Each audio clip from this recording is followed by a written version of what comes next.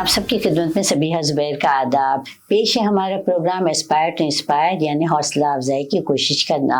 और इस प्रोग्राम में हम आज आपकी मुलाकात एक ऐसी काबिल शख्सियत से करवा रहे हैं जो एक मशहूर मुसन्निफ़ हैं, शायर हैं, इंस्पिरेशनल स्पीकर हैं और बहुत ही वेल नोन स्टोरी टेलर हैं, जिन्होंने 50 से ज़्यादा किताबें लिखी हैं और जिनकी किताबों के 32 लैंग्वेजेस में ट्रांसलेशन भी शाये हो चुके हैं, जिनको बहुत सारे अवार्ड्स भी मिल चुके हैं। और इन सबसे बढ़कर आप एक कैंसर सर्वाइवर है, जिन्होंने कैंसर जैसी खतरनाक बीमारी को शिकस्त देकर अज़्म और हौसले की एक आला मिसाल कायम की है, जिनकी तहरीरों में सच्चाई है, मज़बूत सोच है, जो पढ़ने वालों को ज़िंदगी की मुश्किलों से लड़ने का और अपने ख्वाबों को पूरा करने का यकीन दिलाती हैं। तो आइए मिलिए हमारे आज के मोअज़्ज़िज़ मेहमान जनाब रामेंद्र कुमार साहब। इस हौसलामंद शख्सियत का इस्तकबाल हम इस शेर से करते हैं कि अपना ज़माना आप बनाते हैं अहले दिल, अपना ज़माना आप बनाते हैं अहले दिल, ये वो नहीं है जिनको ज़माना बना गया। तो जनाब रामेंद्र कुमार साहब, सालार डिजिटल के तमाम ओहदेदारान, अराकीन, नाज़रीन की जानिब से हम आपका यहाँ पर खैर मकदम करते हैं। बहुत बहुत शुक्रिया और आदाब आपको और सालार टीवी के दर्शकों को जी। इस हौसला अफजाई के लिए आपने इस नाचीज को इस लायक समझा कि मुझे इतने बड़े प्लेटफॉर्म पे आपने बुलाया। बहुत बहुत शुक्रिया, तहे दिल से शुक्रिया। जी जी, बहुत शुक्रिया, मोस्ट वेलकम। जी हाँ रामेंद्र जी, ये बताइए कि आपकी इब्तिदाई तालीम, आपका ग्रेजुएशन, पोस्ट ग्रेजुएशन और फिर अपनी फैमिली के बारे में हमारे नाज़रीन को बताइए। तो मेरा जन्म हैदराबाद में हुआ जी। और मेरी तालीम जो हुई स्कूलिंग मैंने की हैदराबाद पब्लिक स्कूल बेगमपेट से, जो अभी भी माना जाता है पूरे देश का वन ऑफ दी बेस्ट और मोस्ट प्रेस्टिजियस इंस्टीट्यूशंस। उसने अभी 1 साल सेलिब्रेट की है, सेंटेनरी सेलिब्रेशन, और मुझे ये कहते हुए फख्र हो रहा है कि सेंटेनरी सेलिब्रेशंस के चिल्ड्रंस डे प्रोग्राम में उन्होंने मुझे चीफ गेस्ट करके बुलाया और मैंने वहाँ भाषण भी दिया और डांस भी किया। तो बहुत ही सुंदर स्मृतियां हैं, यादें हैं हैदराबाद पब्लिक स्कूल बेगमपेट की। फिर वहां से उसके बाद मैंने इंजीनियरिंग की उस्मानिया विश्वविद्यालय से, फिर MBA, और उसके बाद मैंने ज्वाइन किया राउरकेला स्टील प्लांट, जो कि steel authority of India limited SAIL का एक यूनिट है। वहां मैंने 32 साल नौकरी की और GM कॉर्पोरेट कम्युनिकेशंस की पद से मैं रिटायर हुआ। और मैंने वॉलंटरी रिटायरमेंट लिया क्योंकि मैं ऊब चुका था नौकरी से और चाहता था कि जो मेरे जो शौक हैं, writing, story telling, inspirational talks, उनका मैं शिद्दत से पूरा करूं, समय अपना दूं। तो और मेरे घर में मेरी बेगम है जो मेरी बैचमेट थी। हमारी मुलाकात राउरकेला स्टील प्लांट में हुई। मुझे 7 सेकंड लगे उनसे मोहब्बत करने में, उनको 7 महीने लगे। वो हमेशा से ही थोड़ी सी स्लो रही हैं और फिर हम दोनों वहीं सेटल हो गए। मेरे 2 बच्चे हैं, हमारे 2 बच्चे हैं। अंकिता एक ट्रैवल इन्फ्लुएंसर है, बहुत पॉपुलर ट्रैवल इन्फ्लुएंसर है, और मेरा लड़का एक हेल्थ स्टार्टअप के लिए काम कर रहा है। माशाल्लाह, वेरी गुड, बहुत बहुत सुनकर अच्छा लगा। रामेंद्र जी, ये बताइए कि आपने लिखना कब शुरू किया, बल्कि मैं ऐसा कहूंगी कि आपको लिखने की तरगीब कैसे मिली और किससे मिली?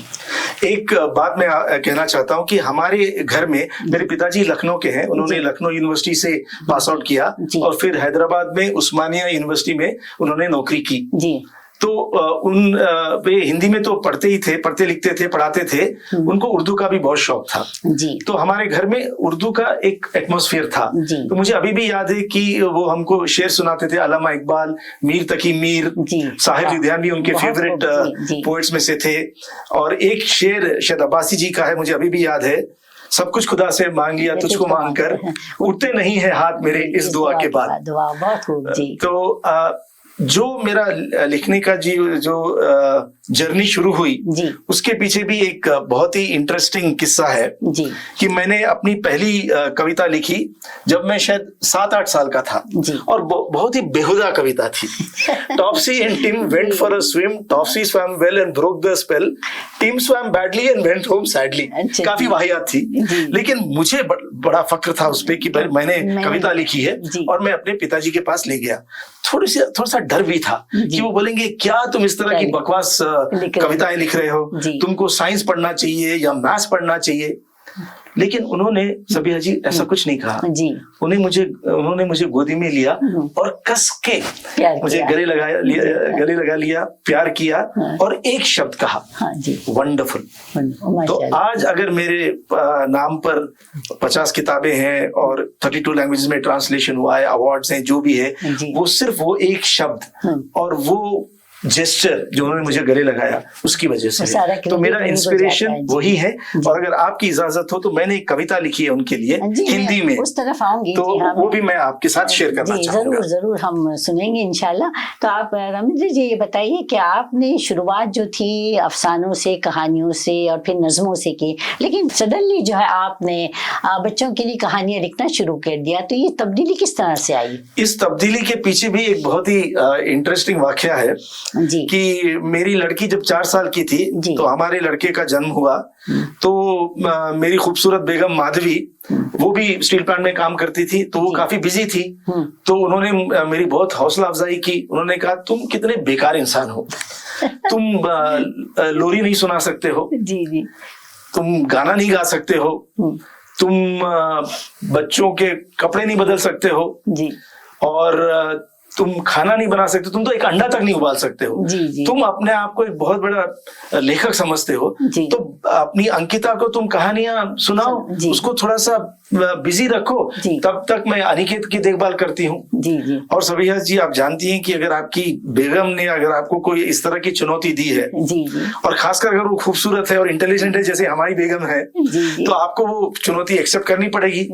लेकिन क्योंकि मुझ में कुछ ईगो है, तो मैंने कहा कि मैं कहानियां उसको सुनाऊंगा, लेकिन रामायण, महाभारत, पंचतंत्र की कहानियां क्यों सुनाऊं, मैं अपनी कहानियां उसके लिए बनाऊंगा और सुनाऊंगा।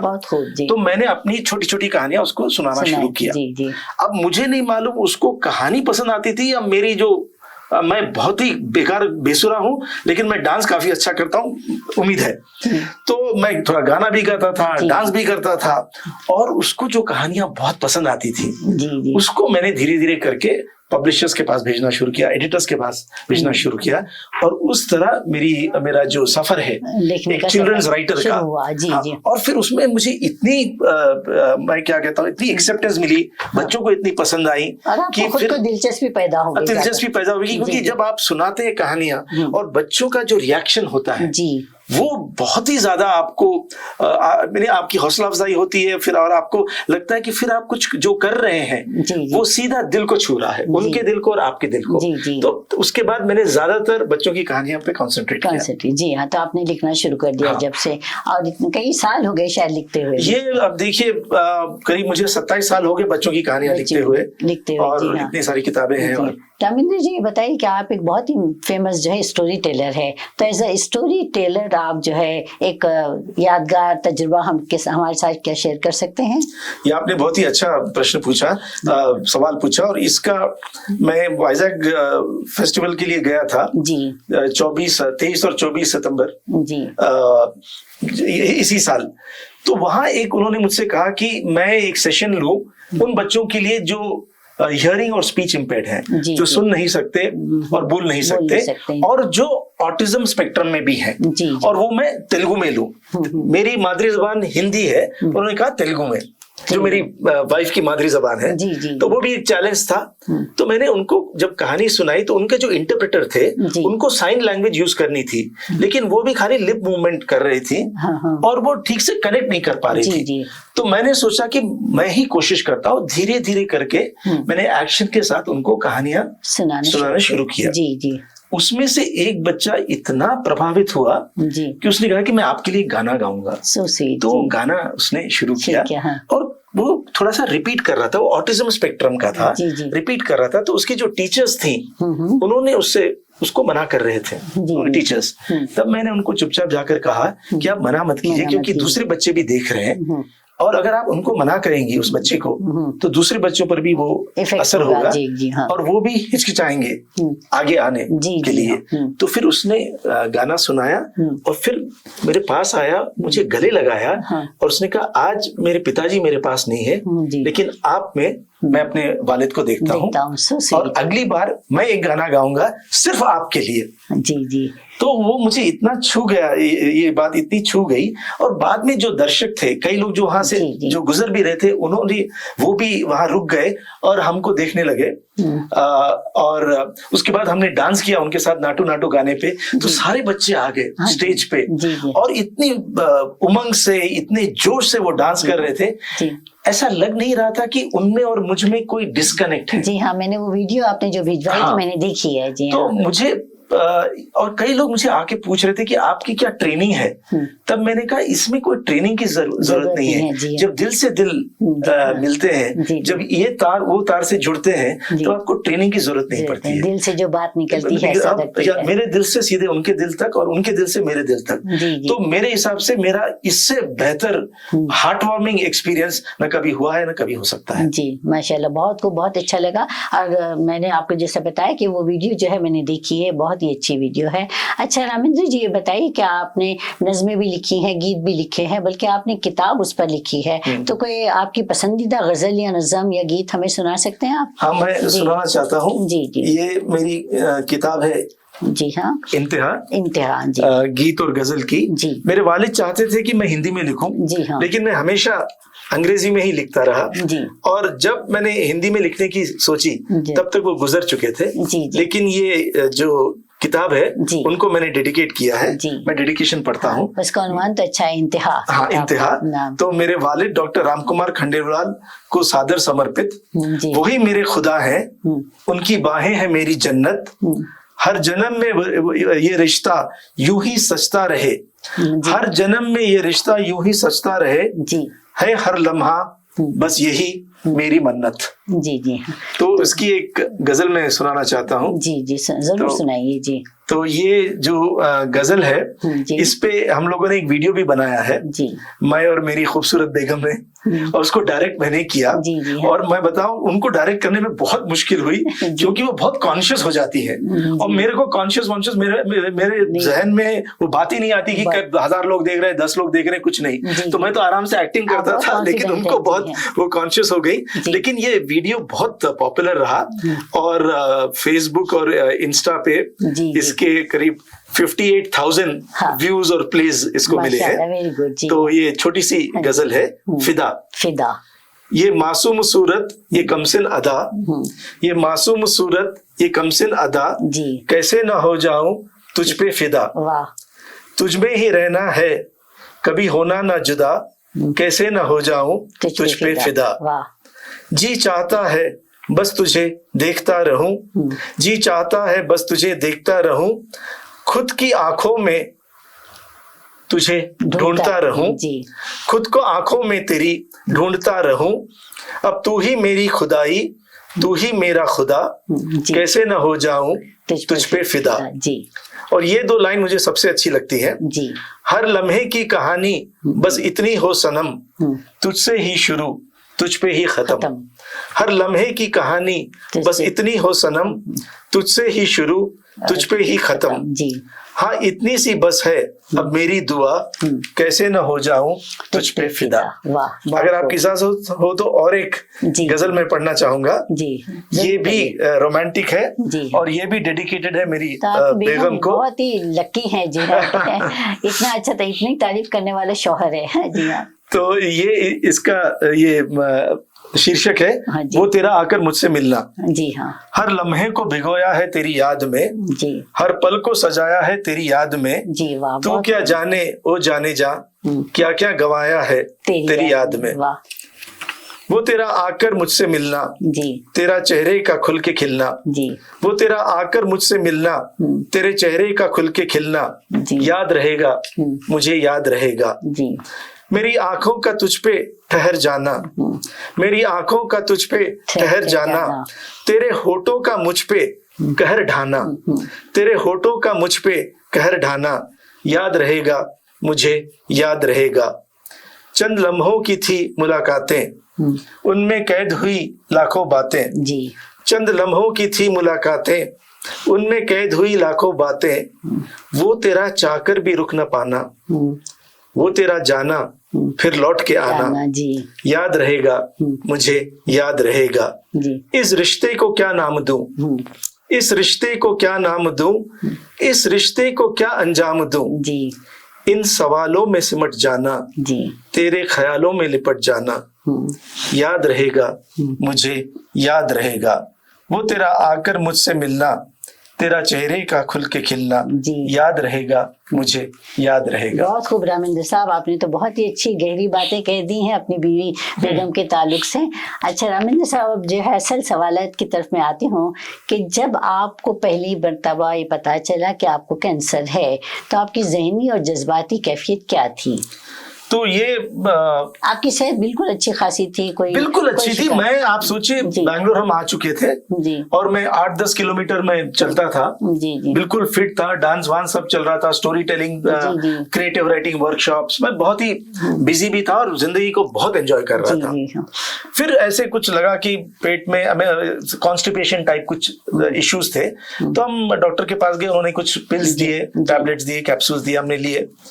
फिर उन्होंने कहा था कि 14 दिन के बाद हमको रिपोर्ट कीजिए। जी, तो 13वें दिन स्टूल में 2 चम्मच खून नजर आया। जी, तब हम थोड़ा घबरा गए और फिर टेस्ट वेस्ट किए और बायोप्सी हुई, कोलोनोस्कोपी हुई। इसके अलावा तो कोई किसी तरह की कोई तकलीफ नहीं? बिल्कुल नहीं। अगर आप मेरा फोटोग्राफ्स भी देखेंगी, वीडियोस भी देखेंगी, बिल्कुल आपको 1% भी नहीं लगेगा कि इस इंसान इस गिरफ्त में है, कैंसर जैसी खतरनाक बीमारी के गिरफ्त में है। जी जी। तो 29 नवंबर 2021 की बात है, 12 बजे मैं और मेरी खूबसूरत बेगम और मेरे बच्चे, हम गैस्ट्रोएंट्रोलॉजिस्ट के सामने बैठे हुए थे।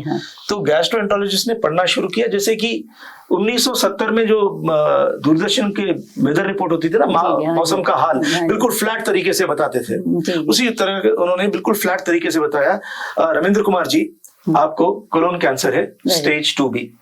फिर उन्होंने सर्जरी की बात की, कीमोथेरेपी की, रेडिएशन की। आपको कैसे लगा जब आप? मुझे कुछ समझ में नहीं आ रहा था वो क्या बोल रहे हैं। फिर लड़खड़ाते हुए हम गए फोर्टिस हॉस्पिटल की कैंटीन में और मैं वहां फट पड़ा। जी जी। मैंने कहा कि मैंने कभी शराब नहीं पी, कभी सिगरेट को हाथ नहीं लगाया, और मैं एक्सरसाइज करता हूँ, मैं तैराक हूँ और किसी तरह का कोई ऐब नहीं है। जी। फिर इस खतरनाक बीमारी ने मुझे कैसे गिरफ्त में लिया? जी जी।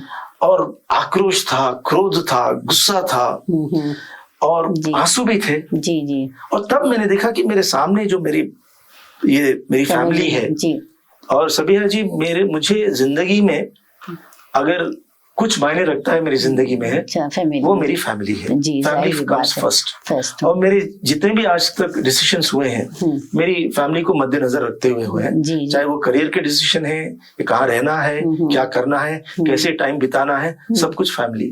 और मैंने देखा मेरी फैमिली जैसे वो झुलस गए हैं, एक क्रम्पल से हो गए, और ऐसा लग रहा था कि वो मेरी मौत मेरी आंखों में देख रहे हैं। हाँ जी। उस लम्हे मैंने तय कर लिया कि मैं ये नहीं कर सकता उनके साथ। ये उनकी गलती नहीं है कि मुझे कैंसर हुआ है, तो मैं उनको ऐसी बड़ी सजा क्या दे रहा हूँ। As a writer, story teller, inspirational speaker, मुझे कहानी को बदलनी पड़ेगी, मुझे अपनी खुद स्क्रिप्ट लिखनी पड़ेगी, और उस स्क्रिप्ट को जीना पड़ेगा और उस स्क्रिप्ट को चाहना पड़ेगा। जी जी। ओ माशाल्लाह, बहुत खूब। तो और मैं आपसे ये शेयर करना चाहता हूँ कि मेरा जो बचपन था, जी, बहुत ही केओटिक था। जी। मैंने 15 साल की एज में मैंने सुसाइड कोशिश की थी, खुदकुशी करने की। मेरे वालिद ने मुझे बचा लिया। क्यों करने की कोशिश की थी, क्या वजह थी? कई चीजें थी, घर में भी थोड़े से टेंशन करता था मेरे वालिद और वालिदा के बीच में। जी। और मैं स्कॉलरशिप होल्डर था, क्लास में हमेशा फर्स्ट आता था। जी। लेकिन क्लास 9 में मेरी सिस्टर की शादी तय हुई थी, और हम लोग बनिया हैं, तो एक बहुत लंबी चौड़ी सेरेमनीज होती है, लगाई, सगाई, बुझाई, पिटाई, धुलाई। अगर मैं मजाक ना करूं तो सीरियसली करीब 1.5 महीना मेरा उसमें चला गया। अब आप सोचिए, क्लास 9 में 1.5 महीना चला जाएगा। उसके बाद मुझे डबल अटैक हुआ मलेरिया का। तो मैं स्कॉलरशिप होल्डर, क्लास में नंबर 1 आने वाला, अव्वल आने वाला, जी। मैं एक यूनिट टेस्ट में फेल हुआ। अरे, कोई बड़ी बात नहीं थी, जी, जी। लेकिन मेरे जैसे बहुत आपको ही बहुत ज्यादा सेंसिटिव असर आदमी हुआ, के लिए, जी हाँ, सेंसिटिव सॉरी लड़के के लिए ये ऐसे लगा कि जैसे आसमान गिर पड़ा मेरे ऊपर। जी, जी। और अब जैसे बच्चे भी होते हैं, उन्होंने चिढ़ाना शुरू कर दिया, तो उसका भी सदमा था, घर की भी हालत ऐसी थी। तब मैंने खुदकुशी अटेम्प्ट की, मेरे वालिद ने बचा लिया। उसके 1 साल बाद मेरी वालदा घर छोड़ के चली गई हमको। जी, जी, हाँ। तो इसका भी बहुत बुरा धक्का लगा। जी, जी। लेकिन मेरे लिए मेरे वालिद थे, मेरे वालिद के लिए मैं था, और हमने स्ट्रगल करके वो जो दौर थे हमने पार कर लिए। जिंदगी के सबसे जो तकलीफ जो वाले दौर थे हमने पार कर लिए। और मुझे कई बीमारियां रही हैं। मुझे जैसे ब्रिटल डायबिटीज है, तो उसमें क्या है कि शुगर लेवल करीब 45-46 रहेगा सवेरे, और 12 घंटे के बाद 512 513। अच्छा, एकदम। तो मैं इंसुलिन पंप लगाए हुए हूँ अभी भी। जी, जी, हाँ। समझ रहे हो? और एक और एक है साइलेंट थायराइडाइटिस, जिसमें थायराइड लेवल्स भी बहुत एक्सट्रीम में रहते हैं। हाँ, जी, जी। और 2016 में एक हिमेंजियोमा करके एक बीमारी हुई थी, जहां एक ग्रोथ हो रही थी एक पॉलिप में मेरे। जी, जी। तो ये जो वॉइस बॉक्स रहता है ना हम लोग का, हाँ, जी। वो दब रहा था, और मेरी आवाज करीब करीब जा रही थी। जी, जी। तो मेरी बेगम तो बड़ी खुश थी कि भाई जो 27 साल उन्होंने नहीं किया मुझे चुप करने की कोशिश, वो अब कामयाब हो रही थी। लेकिन सीरियसली वो बहुत ही खतरनाक बीमारी थी। और मुझे राउरकेला से हैदराबाद ले जाया गया, और एक सर्जरी परफॉर्म की गई। लकीली सर्जरी कामयाब रही, इसलिए मैं आपके साथ हूँ। बीच में कोविड और ये भी था, हुआ मुझे ट्यूबरकुलोसिस, आपने बहुत कुछ सहा है, और फिर ये कैंसर। तो इस सब मुश्किलात के दौरान मेरा एक ही फॉर्मूला रहा है, managing every tumour with humour. और मैंने सोचा कि अब जो मैं जिंदगी की सबसे कठिन दौर से गुजर रहा हूँ, इस समय भी मेरा यही फॉर्मूला होना चाहिए। जी, जी, हाँ। नहीं तो मेरा बचना नामुमकिन है। तो मैं उसी सवाल की तरफ आज आ रही थी। रामेंद्र साहब, आप ये बताइए कि कैंसर के सफर के दौरान आपकी जिंदगी, यानी आपकी पर्सनल लाइफ में और आपकी क्रिएटिव लाइफ को कैसे मुतासिर किया, क्रिएटिविटी तो देखिए, पहले तो मैं आपको बताऊं कि ये जो मेरा जो दौर था कैंसर का, मुझे 3 सेप्टिक शॉक हुए। ओहो। सर्वाइवल प्रोबेबिलिटी एक सेप्टिक शॉक की सिर्फ 30% है। जी, जी। तो 30 बार मैं गया, मौत के दरवाजे पर मैंने दस्तक की, और फिर वापस लौट के आया। जी, जी। 3 बार डॉक्टर्स ने कहा कि अभी कोई चांस नहीं है। हाँ जी। इसी को क्या कीमोथेरेपी भी कहते हैं? नहीं, इसको सेप्टिक शॉक कहते हैं। अच्छा, अच्छा। जी, जी। फिर मेरी कीमोथेरेपी हुई जी। 4 सर्जरीज हुई। ओहो। और कीमोथेरेपी 1-2 राउंड नहीं, 10 राउंड। ओहो। 5 राउंड रेडिएशन के। जी। सर्जरीज भी मेजर सर्जरीज 7-8 घंटे की। हाँ जी। और 40 दिन मैं आईसीयू में था। अब लोग 2-3 दिन आईसीयू में रहकर ही उनकी हालत खराब हो जाती है। 40 दिन आईसीयू में, मतलब आप जैसे कि हर दिन ऐसा था कि मेरी फैमिली मुझे सवेरे देख रही है, और उनको कोई यकीन नहीं कि शाम में जब वो आएंगे मुझसे मिलने, मैं जिंदा रहूंगा या नहीं। ये यहाँ बेंगलुरु में हुआ? बेंगलुरु में फोर्टिस हॉस्पिटल में हुआ। 40 दिन मैं उस दौर से गुजरा, जब मेरी फैमिली को ये लग रहा था कि शायद बचेंगे या नहीं। जी, जी, हाँ। अच्छा। तो इस दौर जब ये बीमारी मुझे जैसे, यहाँ पर ये पूछना चाहूंगी कि पूरे ट्रीटमेंट के दौरान आपकी तख्लीकी सलाहियतों को और आपकी जो भी आप लिखते थे तहरीरों का क्या अमल दखल रहा, तो क्या किरदार रहा? देखिए, उस दौरान भी आप लिखते रहे? हाँ, 29 नवंबर को जब मुझे पता चला, दिसंबर 1 से मेरी सर्जरी शुरू हुई। जी। तो दिसंबर 2 तारीख को मैंने कहा कि मैं फेसबुक पे पोस्ट करूंगा। तो मेरी बेगम ने कहा कि क्यों ये सब करते हो, ये बहुत ही प्राइवेट चीज है। तो उन्होंने कहा नहीं, मैंने जब अच्छी चीजें अपनी, मेरी सफलताएं और मेरी जो कामयाबियां हैं, मैंने जब शेयर की हैं, तो ये जो मुश्किलात का दौरान है, तो मैं क्यों नहीं शेयर करूं। तो मेरे लड़के ने कहा कि मम्मी क्यों नहीं, क्यों रोक रही हो। तो मैंने फेसबुक पे शेयर करना शुरू किया, और अमिताभ बच्चन के डायलॉग की पैरोडीज, आज तो बहुत खुश हो गए तुम, जिन्होंने दीवार पे कहा था भगवान को देख के, तो आज मैं कैंसर को मैं कह रहा हूँ आज तो बहुत खुश हो गए तुम, इस तरह करके कई मजाक के किस्से, पोएम्स, ये मैंने शेयर करना शुरू किया। रामेंद्र कुमार साहब, ये बताइए मुझे कि दौरान इलाज, कैंसर के इलाज के दौरान आपकी तहरीरों ने आपकी सेहतयाबी के अमल में किस तरह क्या किरदार अदा किया? तो बहुत इम्पोर्टेंट सवाल है। देखिए कि लोग जो है कैंसर की बीमारी का नाम सुनते ही डर जाते हैं, लेकिन आपने इतनी हौसलामंदी के साथ इसका मुकाबला किया, तो आपकी तहरीरों ने इसमें क्या अमल दखल रहा, उनका क्या किरदार अदा किया उन्होंने? तो जब डायग्नोसिस हुई नवंबर 29 को, जी, दिसंबर 1 को मुझे एडमिट किया गया। जी, ये कीमोथेरेपी रेडिएशन थेरेपी शुरू होगी। जी, जी, तो मैंने कहा कि मैं फेसबुक पर इसका जिक्र करूंगा। जी, जी, तो मेरी बेगम ने कहा कि क्यों, ये एक बहुत पर्सनल चीज है। जी, मैंने कहा जब मैंने अपनी सारी कामयाबियों का जिक्र किया है, जी, जी, तो अब जब ये दौरान ये मुश्किलात आए हैं, तो मैं क्यों चुप रहूं, मैं क्यों नहीं जिक्र करूं। जी, और मैं ये जानता हूं कि लोग कैंसर के बारे में बात नहीं करना चाहते, क्योंकि कैंसर शब्द ही लगता है कि मौत है, cancer is equal to death. मैं उस चीज को तोड़ना चाहता हूं। ये जो एक डर सा बना हुआ है, एक भय है, एक खौफनाक जो मैं क्या बताता हूँ, एटमॉस्फेयर रहता है कैंसर शब्द सुन के ही, एहसास रहता है लोग कि भाई कैंसर है तो मौत है, उसको मैं तोड़ना चाहता हूँ। तो मैंने क्या किया, छोटी छोटी कविताएं और मजेदार किस्से, और अमिताभ बच्चन जो मेरे फेवरेट एक्टर हैं, उनके डायलॉग्स, जैसे वो मंदिर में जाके कहते हैं भगवान से, आज तो बहुत खुश हो गए तुम, तो मैंने कैंसर का एक रिकॉर्डिंग की, मैंने कैंसर को देख के मैं कह रहा हूँ आज तो बहुत खुश हो गए तुम, लेकिन कैंसर मैं हारने वालों में से नहीं हूं, इस तरह करके। तो आपको ये शायद विश्वास भी ना हो, रेडिएशन के बाद जो रेडिएशन के दौर से गुजरते हैं, उनका चलना भी मुश्किल होता है। लेकिन मेरी लड़की अंकिता, वो जानती थी मुझे डांस बहुत पसंद है, तो उसने कहा कि पापा क्या हम डांस वीडियो बनाएंगे और एक मैसेज देंगे कि कैंसर होते हुए भी आदमी मस्त रह सकता है, डांस कर सकता है, मुकाबला कर सकता है। तो हमने एक डांस वीडियो बनाया, 7 ड्रेसेस चेंज किए, और वो गाना था जवान जाने मन हसीन दिलरुबा, 1980s का सुपरहिट गाना। वीडियो है क्या आपके पास? हाँ, उसका वीडियो भी है। तो वो वीडियो हमने इंस्टा पे डाला, और मेरे लड़की ने वो मैसेज दिया कि हम डरेंगे नहीं, हम पूरी हौसले से फाइट करेंगे कैंसर को, मैं और मेरे वालिद और हमारी फैमिली। तो हमारे जो डॉक्टर थे, रेडिएशन ऑन्कोलॉजिस्ट, उसने सारे प्लेटफॉर्म्स में शेयर किया, और इतना उसका असर हुआ कि लोग ये कहने लगे कि अगर कोई कैंसर से बीमार है, तो उसको इस तरह से फाइट करना चाहिए। डॉक्टर्स ने शेयर किया, और एक यंग आदमी था, नाम था डॉक्टर साहब का, वो ये हमारी जो डॉक्टर संदीप नायक, जी, जी, हाँ, तो वो बहुत उन्होंने मुझे एनकरेज किया, फोर्टिस हॉस्पिटल के, तो उन्होंने शेयर किया। तो और ये धीरे धीरे करके मैंने, और अपने टॉक्स के लिए भी मुझे लोगों ने बुलाना शुरू किया। इंडियन कैंसर सोसाइटी ने उनकी जो सोशल मीडिया कैंपेन थी, उसमें उन्होंने मुझे बुलाया, और मैंने उसको इनॉग्रेट किया, और इस तरह से एक सिलसिला शुरू हुआ। और कैंसर के फाइट के दौरान भी मैं जितना हो सके मैं लिखता रहा और इंटरव्यूज देता रहा।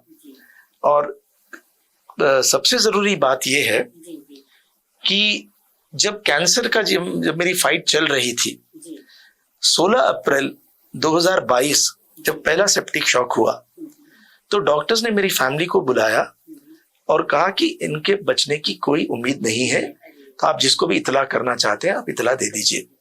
तो जब मेरी फैमिली अंदर गई, तो मैं आईसीयू में था, मेरे हाथ और पैर फूले हुए थे, फूल गए थे, नीले पड़ रहे थे, जी, वेंटिलेटर लगा हुआ था, मुझे कोई होश नहीं है, जी, मेरा ब्लड प्रेशर सिर्फ 55 पे था, जी, ओहो, और डॉक्टर्स के जितनी भी कोशिशों के बावजूद, सबसे स्ट्रॉन्गेस्ट मेडिसिन जो वो जानते थे, उसके बावजूद भी बीपी आगे बढ़ नहीं रहा था, जी, और ऐसा लग रहा था, डॉक्टर्स ने कहा था कि इसी तरह अगर चलता रहे, जी, तो कुछ ही देर में ऑर्गन फेलियर शुरू हो जाएगा। उस समय पता नहीं मेरे लड़की के दिमाग में क्या बात आई, जी, उसने मेरे माथे पे हाथ रखा और बात करनी शुरू कर दी। अच्छा, पापा ये तुम क्या कह रहे हो, जी, कर रहे हो, तुम ऐसे जा नहीं सकते।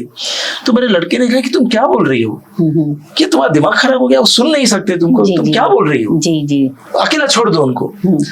तो मेरे लड़के ने कहा मुझे नहीं मालूम, मुझे बात करनी है, और उसने बात करनी शुरू की। पापा तुम ये नहीं कर सकते, तुमने हमेशा हमसे कहा है कि लड़ना है, जी हर वक्त हर मौके पर कभी भी हार नहीं माननी है। जी और तुम हार मान रहे हो, तुमको याद नहीं तुम्हारा बचपन कितना टफ था, कितनी मुश्किलों का तुमने सामना किया और हर बार तुम्हारी जीत हुई है। और अब तुम हार रहे हो। तुम्हारे कितने फैंस हैं, जी कितने फॉलोअर्स हैं, कितने चाहने वाले हैं। मैं तुमको कितना चाहती हूँ, मैं तुमको सबसे चाहती हूँ, हम सब तुमको चाहते हैं। बातचीत करना शुरू कर दिया और तुम ऐसे ही चले जाओगे और आप बिल्कुल बेहोश थे, अनकॉन्शियस थे। बिल्कुल अनकॉन्शियस जी। तुम हमेशा कहते थे कि it is the mind over the body. अब तुमको ये प्रूव करना है, तुम नहीं जा सकते। और आप विश्वास नहीं करेंगी सबिहा जी, जो 55 के लेवल का बीपी था वो धीरे धीरे धीरे करके बढ़ता रहा। जी वाह। और जब उन्होंने, मेरे बच्चे और मेरी बेगम ने देखा तो उन्होंने भी फिर हौसला अफजाई शुरू की। और जब बढ़ते बढ़ते बढ़ते 117 पर पहुंचा, जी हाँ, डॉक्टर जो छोड़ के चले गए थे मुझे आईसीयू में, वो आए और मुझे सर्जरी के ले गए और मेरी फर्स्ट सर्जरी हुई। जी हाँ। अब ये चीज मुझे जब बाद में पता चली, जब मैंने डॉक्टर से कहा, तो कई लोग तो विश्वास नहीं कर रहे थे, कुछ लोग विश्वास कर रहे थे। लेकिन हमारे जो निमहांस है यहाँ साइकियाट्री का जो सबसे बड़ा इंस्टीट्यूट है, उसके फॉर्मर डायरेक्टर ने कहा, रमेन तुम में और तुम्हारी लड़की में कोई कनेक्ट था, कोई एनर्जी थी, कोई ऐसी बात थी जिससे वो तुम्हें मौत के दरवाजे से लेकर वापस आई। ये काम आ गई। हाँ, ये डॉक्टर शायद नहीं माने, लेकिन ये फेथ की बात है, जी, और ये अल्लाह मियाँ का आशीर्वाद है तुम्हारे ऊपर और तुम्हारी फैमिली पर, जो तुम आए हो। और तुम्हारी लड़की एक जरिया बन गई अल्लाह मियाँ के कि हाँ, बस वो दरवाजा बन गई, वो जरिया बन गई, तुमको वापस आए। तो तुम्हारी लड़की एक जरिया बन गई। अब आप सोचिए, मुझे तो अभी भी रोंगटे खड़े हो जाते हैं बात सुनकर कि फेथ कितनी इंपॉर्टेंट होती है। बहुत ही ज्यादा हौसलामंदी, एतमाद जो है बहुत ही ज्यादा बिल्कुल अहम चीजें हैं। तो रामन जी ये बताइए कि आज जो मरीज कैंसर से लड़ रहे हैं, तो उनको के लिए आप क्या मशवरा देना चाहेंगे, क्या कहना चाहेंगे? सबसे पहली बात है सबिहा जी कि आप वर्तमान में रहो। जी। कल की परेशानियां, कल के रिग्रेट्स, अरे मैं ऐसे करता, मैं वैसे करता, उसका कोई मतलब नहीं है। नहीं आने वाले कल की एंजाइटी, अरे कल ये होगा, ये परेशानी होगी, मैं सबिहा जी के पास इंटरव्यू के लिए जा रहा हूँ, मैं बोल पाऊंगा या नहीं बोल पाऊंगा, इस तरह की परेशानियों का कोई मतलब नहीं है। आज में रहो, आज में। और ये बहुत सारे बड़े लोगों ने भी कहा है कि आज में जीना है। और खासकर सबिहा जी मैं बोलना चाहता हूँ कि कैंसर जो है ना, उसमें uncertainty is the only certainty. जी। कल क्या होगा हम बोल नहीं सकते। अभी मेरा जब पेट स्कैन हुआ अक्टूबर 8 को, तो डॉक्टर्स ने कहा कि कुछ मेटाबॉलिक एक्टिविटी है। तो मैंने कहा उसका मतलब क्या है? जी। तो डॉक्टर्स ने कहा हो सकता है कि कैंसर वापस आ गया है। जी हाँ। हमको एक टेस्ट करना पड़ेगा, सिग्मेडोस्कोपी। उसमें 24 घंटे। अच्छा, रिलैप्स भी होता है? हाँ, हो सकता है। बहुत ऐसे केसेस हैं जहाँ रिलैप्स हुआ है। जी। तो आप सोचिए कि उन्होंने 8 तारीख को कहा मुझे और 9 तारीख को टेस्ट करना था। 24 घंटे में मैं और मेरी फैमिली 100 बार मर चुके होंगे। क्योंकि अगर कैंसर रिलैप्स होता तो फिर सर्जरी, फिर कीमो, फिर रेडिएशन। अरे बहुत बड़ा। पर अल्लाह का फजल है कि वो रिलैप्स नहीं था, कुछ हेमोरॉइड्स थे। जी हाँ। तो हमने राहत की सांस ली। लेकिन अभी भी, अब जब हमारा नेक्स्ट पेट स्कैन होगा 1 साल के बाद, कोई गारंटी नहीं है कि कैंसर वापस ना आए। लेकिन अगर उसके बारे में मैं सोचता रहूंगा तो ये जो आज का जो पल है, आज के जो सुंदर लम्हे हैं, उनको भी मैं मसल दूंगा। तो मैं सारे कैंसर पेशेंट्स हो या जो भी आप किसी भी तकलीफ से गुजर रहे हैं, मैं उनको बोलूंगा कि कल की ना चिंता रहे, ना पुराना रिग्रेट्स रहे, आज में जियो, 100% जियो। मेरे वालिद कहते थे जिंदगी जिंदा दिली का नाम है, मुर्दे भी क्या खाक जिया करते हैं। तो बस आप जिंदा दिल रहो। और दूसरे, आप सीरियस इतने क्यों रहते हैं? अब आप देखिए इंडिया में ही, आप देखिए हिंदुस्तान में ही कितनी चीजें हैं जिसपे आप हंस सकते हैं, मजाक उड़ा सकते हैं, एंजॉय कर सकते हैं, लेकिन आप इतने सीरियस क्यों रहते हैं? मैं आपको एग्जांपल देता हूँ। मेरे एक नजदीकी रिश्तेदार हैं, जब उनको पता चला कि मेरे को कैंसर हुआ है और मैं फेसबुक में गया हूँ और मैं डांस भी कर रहा हूँ, मैं लोगों से बातचीत भी कर रहा हूँ, शेर व शायरी भी कर रहा हूँ, पैरोडीज भी कर रहा हूँ, तो उन्होंने मेरी बेगम को फोन करके कहा, ये रमेन क्या कर रहा है, ये क्या पागल हो गया है? जी। ये मौत से खिलवाड़ कर रहा है। जी। ये कैंसर जैसी खतरनाक बीमारी हम्म, के साथ फ्लर्ट कर रहा है, जी जी। वो इसी तरह करता रहेगा तो टुकड़ों में कट के मरेगा। अरे अरे अरे, इतनी बड़ी बात कह रही इतनी हो। बड़ी बात कही। हम्म, तो मैंने माधवी से कहा, उनको बोलो हम्म, कि कैंसर हो या कुछ भी हो, जी, रमेन अपनी क्रिएटिविटी और ह्यूमर को कभी नहीं छोड़ेंगे। कभी नहीं छोड़ेंगे, जी चाहे वो कोलोन कैंसर हो या कुछ भी हो। जी जी अपनी क्रिएटिविटी और ह्यूमर में वो कोलोन या सेमी कोलोन भी नहीं लगाएंगे। जी जी जी। दूसरी चीज है, 2022 का साल था जी कि ये साल तो कॉमेडियन का साल है। यूक्रेन में जेलेंस्की है, जी हाँ, भगवंत मान साहब है पंजाब में, जी और नम्मूरू बैंगलोर में रविंद्र कुमार है। जी जी और तीसरी बात बोलो जी कि रमेन हाँ, 2 महान फिलोसफर्स में विश्वास करता है। जी जी 1975 गब्बर सिंह, जिन्होंने कहा था जो डर गया समझो मर गया। मर गया। जी 2022 में और एक बहुत बड़े फिलोसफर आए हैं, जी पुष्पा, जिन्होंने कहा था मैं झुकेगा नहीं। झुकेगा। तो मैं बोलता हूं कि इसी तरह मस्ती में रहना है, जी जी टेंशन नहीं लेना है। जी जी हाँ, और आप देखिए, बड़ी से बड़ी चीज को भी आप जितना उसको इंपॉर्टेंस देंगे, जितना जी, आप जी। खतरनाक मानेंगे, जी। उससे ज्यादा आपको खतरनाक लगेगी और निकल जाएगी। निकल जाएगी। तो रामेंद्र जी, आप ये बताइए कि सेहतयाबी के बाद, व्हेन यू रिकवर्ड फुली, तो इसके बाद आपकी तहरीरों में कोई नया लहजा या नया पैगाम आया? देखिए, ये बहुत ही खूबसूरत सवाल है आपका। जी जी पहले एक तरह से जुनून था जी। मेरे अंदर, मैं ये भी कर लूं, मैं वो भी कर लूं, जल्द ही कर लूं, और ये सफलता की ये सीढ़ी को मैं माप लूं। जी जी अब वो जुनून एक तरह से सुकून में बदल गया है जी जी, माशाल्लाह। कि जी, मैं जानता हूं कि ये जो लाइफ है, जी it is not in long memories, जी जी, it is in small moments. Moments. जी जी, तो हर पल को पूरी तरह से जीना चाहिए, जीना चाहिए। और यही सुकून मेरी राइटिंग में भी आ गया है। जी जी हाँ। तो अब एक बहुत ही अहम सवाल मैं पूछना चाहती हूँ रामेंद्र जी आपसे, कि आपकी पेशावराना जिंदगी का यानी आपकी तहरीरों में और कैंसर के दौरान जो है आपकी सेहतयाबी के अमल में किस तरह का अमल दखल रहा? यानी मैं ये पूछना चाहती हूँ कि किन मुश्किलात का आपको सामना करना पड़ा आपकी प्रोफेशनल लाइफ और आपकी कैंसर के लिए? देखिए, यानी आपको बहुत ज्यादा छुट्टियां लेनी पड़ी होंगी। नहीं, मैंने वॉलंटरी रिटायरमेंट ले लिया था। हाँ। अच्छा अच्छा, हाँ जी। तो बस मेरा जो भी था, मेरा जो राइटिंग है, स्टोरी टेलिंग है, उसी पे मैं कॉन्सेंट्रेट करता था। करते रहे। तो जब तक यहाँ तक कि मैं जब वापस आया हॉस्पिटल से, तो मेरी फैमिली अपने अपने कामों में बिजी रह गई। जी जी। तो डॉक्टर्स ने मुझसे कहा था कि आप 6 महीने तक चल भी नहीं पाओगे। ओहो। इस सीढ़ी के उतर के आप नीचे भी नहीं आ पाओगे। जी जी। आप विश्वास नहीं करेंगी, 6 महीने में मैं स्टेज पर बदतमीज दिल गाने पे डांस कर रहा था। ओहो जी। इसका रीजन क्या था? जी जी, कि मैंने अपने आप को बिजी रखा। बिजी रखा था। हाँ। तो बिजी कैसे रखा? स्टार्टिंग से ही 1 हफ्ते के बाद ही मैंने अपना लैपटॉप खोला। जी जी। सिर्फ 15 मिनट बैठता था मैं, लेकिन जी। वो 15 मिनट कुछ ना कुछ करता, कुछ ना कुछ क्रिएटिविटी में तल्लीन रहता। जी जी जी। और उसके बाद धीरे धीरे ऑनलाइन सेशंस में मैं करने लगा। जी जी। फिर जब थोड़ी और ताकत बढ़ी, थोड़ी हौसला अफजाई हुई, तो ऑफलाइन सेशंस में जाने लगा। जी। इंस्पिरेशनल टॉक्स मैंने करने लगी। जी। और इस दौरान मैंने 2 किताबें मैंने लिखी। अच्छा, माशाल्लाह। जो, और दोनों ही यानी रिकवरी के बाद ही? रिकवरी के बाद। जी। और दोनों ही ये है कैंसर रिलेटेड। कोपिंग विद ये कैंसर। हाँ, ये जो है एक दादा और एक नाना और एक उसकी नवासी हाँ, की कहानी है, जिसमें नाना को कैंसर होता है और नवासी कैसे उनको उस गिरफ्त से बाहर निकालती है। ये कितना हौसला उनको देती है। कैसे हौसला देती है ये। और ये है कोपिंग मैकेनिज्म्स, कि कैंसर हो या कोई भी मुश्किलात हो, जी जी, उसमें आप कैसे कोप कर सकते हैं। सिंपल सी स्ट्रैटेजीज हैं। जी हाँ जी। तो वो मैंने 11 स्ट्रैटेजीज पे मैंने डिस्कस की है, और दोनों ही किताबें अमेज़न बेस्ट सेलर्स रही हैं और लोगों को काफी पसंद आई है। जी हाँ, जाहिर बात है पसंद आई ही होगी, क्योंकि आपने एतमाद के साथ लिखी। अच्छा रामेंद्र जी, आप ये बताइए कि आप हमारे नाज़रीन को क्या पैगाम देना चाहेंगे? देखिए, मैं उनको सबसे ज्यादा मेरी जो करीब की जो मेरी सोच है जी, मैं उनसे ये कहना चाहूंगा कि जो आपका सबसे बड़ा खजाना है जी जी, वो बैंक बैलेंस नहीं है, जी, ना मकान है, ना आलीशान गाड़ी है, वो है रिश्ते। तो अगर आपको इन्वेस्ट करना है, जी जी हाँ, तो रिश्तों में इन्वेस्ट कीजिए।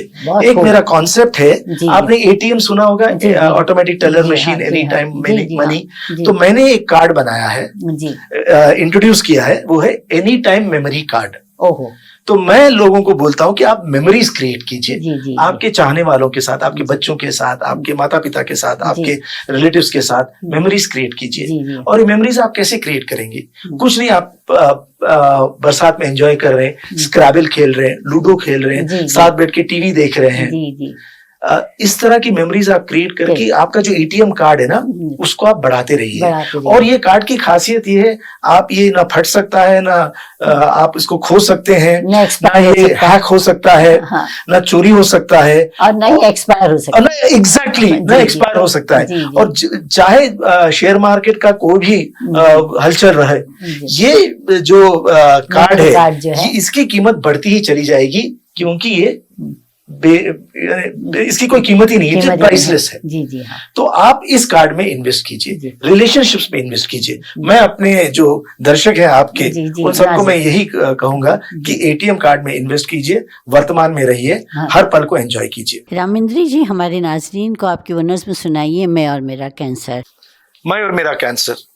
मैं और मेरा कैंसर अक्सर ये बातें करते हैं, तुम न होते तो ऐसा होता, तुम न होते तो वैसा होता। न रेडिएशन का यूं तोड़ना, न कीमो का निचोड़ना, न सर्जरी की दहशत, न स्कैन्स की परेशानी, हर ओर एक काली स्याही, एक अजब सी हैरानी। मैं और मेरा कैंसर अक्सर ये बातें करते हैं, तुम न होते तो ऐसा होता, तुम न होते तो वैसा होता।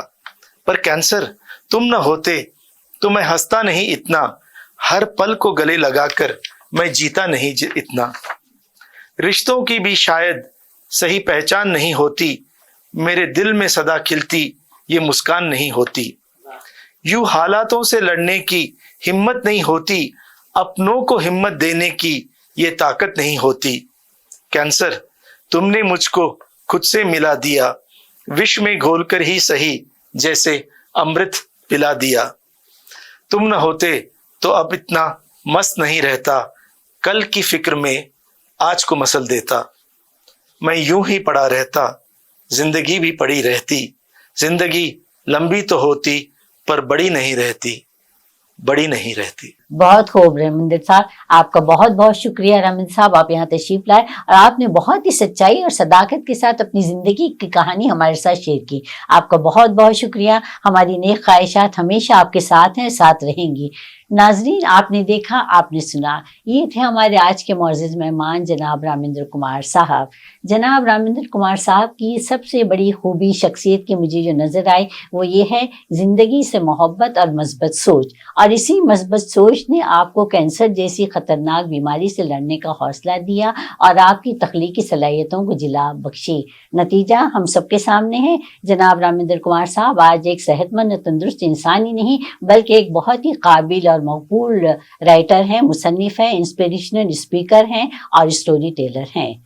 तो नाजरीन, जनाब रामेंद्र कुमार साहब की जुर्रत और हिम्मत के लिए ये शेर मैं ज़रूर उनकी नज़र करना चाहती हूँ कि समंदर कांप जाता है मेरी कश्ती की जुर्रत पर, वाह, समंदर कांप जाता है मेरी कश्ती की जुर्रत पर, कभी गर्दाब से उलझी कभी साहिल से टकराई। वाह वाह। जो तो ये है ना रामेंद्र कुमार साहब के लिए। तो नाजरीन, हम यहाँ पर आपसे यही कहना चाहते हैं कि ज़िंदगी में हमेशा पॉजिटिव थिंकिंग के साथ रहिए, मस्बत सोचिए और हिम्मत और इस्तेकामत के साथ ज़िंदगी की मुश्किलात का सामना कीजिए और फिर देखिए कि किस तरह आप अपने ख्वाबों को यकीनी बना सकते हैं। हमारी नेक ख्वाहिशात आप सबके साथ हैं।